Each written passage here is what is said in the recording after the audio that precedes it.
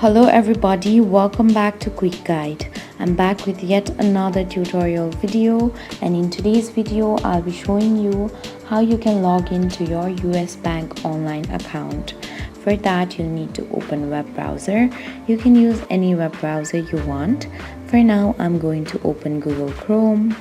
After you open our browser, search www.usbank.com on your search bar.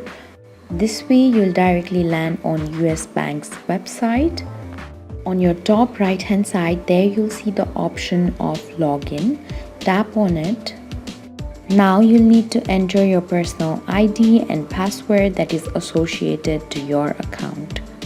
Be sure to enter the correct information, and when you are done, tap on the red tab that says login.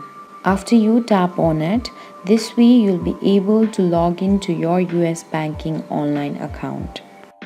Thank you for watching. If you like this video, please hit the like button. If you want to see more tutorial videos, hit the subscribe button, and if you have something to say, please leave a comment.